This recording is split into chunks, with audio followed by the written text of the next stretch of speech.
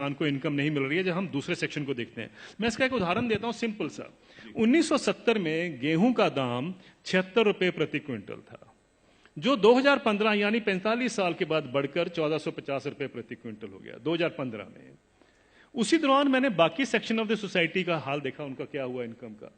मैं सिर्फ बेसिक पे और डीए ले रहा हूं। उसी दौरान में 45 साल के पीरियड में सरकारी मुलाजिम की जो बेसिक पे और डीए है वो 120 से 150 गुना बढ़ गया, और जो स्कूल टीचर्स की जो तनख्वाह बढ़ी है उस दौरान में वो 280 से 320 गुना बढ़ गई, और जो कॉलेज के यूनिवर्सिटी प्रोफेसर्स हैं उनकी तनख्वाह 150 से 170 गुना बढ़ी है उस 45 साल के पीरियड में। किसान की जो इनकम है, जो गेहूं के दाम से या धान के दाम से आप नापेंगे, वो 19 गुना बढ़ती है।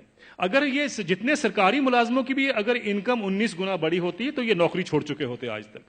प्रॉब्लम यह है कि किसान का हक क्या बनता है। अगर हम 45 साल के बाद जब उसको 1450 रुपए मिले थे, अगर मैं 100 गुना भी उसकी इनकम बाकी इनकम पैरिटी के नॉर्म से चलता हूं, तो उनकी इनकम जो है या उनका मिनिमम सपोर्ट प्राइस जो है वो 7600 रुपए प्रति क्विंटल बनता था। ये उनका हक है। 7600 रुपए क्विंटल बनता था, उनको मिला 1450 रुपए। फिर ये कहा जाता साहब ये पैसा कहां से आएगा। कभी आपने पूछा जब कॉर्पोरेट को पैसा दिया जाता है कहां से आएगा? कभी आपने पूछा 7वां वेतन आयोग का पैसा कहां से आएगा? 7वां वेतन आयोग जब सारे देश में फैलाया जाएगा, अभी तो सिर्फ सेंट्रल गवर्नमेंट का है, तो क्रेडिट स्विस बैंक की स्टडी कहती है 4,80,000 करोड़ रुपए हर साल एडिशनल खर्चा होगा। किसी ने नहीं पूछा कि पैसा कहां से आएगा। किसी ने नहीं कहा कि फिस्कल डेफिसिट बढ़ जाएगा। आप किसान को 2 लाख रुपए दे दीजिए, 2 लाख करोड़ रुपए अनाउंस कर दीजिए साल का देंगे, हाहाकार मच जाएगा इस देश में। अरे ये पैसा व्यर्थ जा रहा है, ये लोग डिजर्व नहीं करते हैं, ये सारा कुछ होगा, फिस्कल डेफिसिट बढ़ जाएगा। लेकिन इंप्लॉइज के लिए किसी ने कहा फिस्कल डेफिसिट बढ़ जाएगा?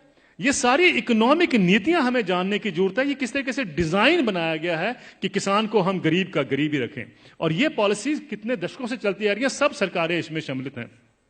अब आपका जो सवाल था कि ये क्या कारण है, इसका कोई बीच का रास्ता भी हो सकता है। बीच का रास्ता हम क्या ढूंढते हैं, मुझे एक छोटी सी बात बता दीजिए। जब आपका इनकम मिलती है, 7वां वेतन आयोग मिलता है या किसी को भी अपनी इनकम मिलती है, तो क्या कभी किसी ने सोचा है कभी किसान को कभी हाउस रेंट मिला हो, कभी एजुकेशन रेंट मिला हो, कभी हेल्थ अलाउंस मिला हो, कभी बच्चों के लिए मेडिकल अलाउंस मिला हो? किसानों को क्यों, ये क्या किसान नहीं क्या इस सोसाइटी में रहते हैं? सुप्रीम कोर्ट के जो ऑफिसर्स हैं उनको 21,000 रुपए कपड़ा धोने के लिए मिलता है हर साल का। डिफेंस वालों को 20,000 मिलता है हर साल का कपड़ा धोने के लिए, कपड़े धोने के लिए। और वो लड़ाई कर रहे हैं आजकल, डिफेंस वाले कह रहे हैं कि साहब सुप्रीम कोर्ट वालों को ज्यादा क्यों मिलता है, हम तो बॉर्डर पे रहते हैं। मेरा यह सवाल है, क्या किसान के पास कपड़े नहीं होते धोने को? कभी आपने सुना है कि किसान के कपड़े के लिए 20,000 रुपए भी कभी उसमें ऐड किया गया हो? मिनिमम सपोर्ट प्राइस में क्या करते हैं हम, जो उसकी लागत लगती है और फैमिली लेबर जो लगती है उसको जोड़ लेते हैं, बस यही। और अभी तो एम्प्लॉइज के लिए 108 अलाउंसेस भी होते हैं। अभी तो तनख्वाह और डीए के बाद 108 अलाउंस मिलते हैं। जिस भी सज्जन को 108 अलाउंस मिलते हैं उसको तनख्वाह की क्या जरूरत है, मुझे ये बता दीजिए। लेकिन अगर मिलते हैं तो मैं ये नहीं कहता कि नहीं मिलने चाहिए, लेकिन क्या किसान ने क्या गलत किया है कि उसको नहीं मिलते हैं?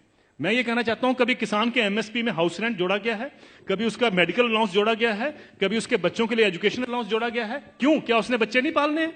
हम ये क्यों मान के चलते हैं कि किसान तो हमारे देश के ऊपर बोझ है, इसके ऊपर हम दान कर रहे हैं? आप दान नहीं कर रहे हैं, आप उसको एक्सप्लॉइट कर रहे हैं, आप किसान को निचोड़ रहे हैं, और उसी के साथ आपकी अर्थव्यवस्था चलती है। ये अर्थव्यवस्था के जब तक हम ढांचे को नहीं देखेंगे, हमें समझ नहीं आएगा कि किसान को मार इतने सालों से क्यों पड़ रही है।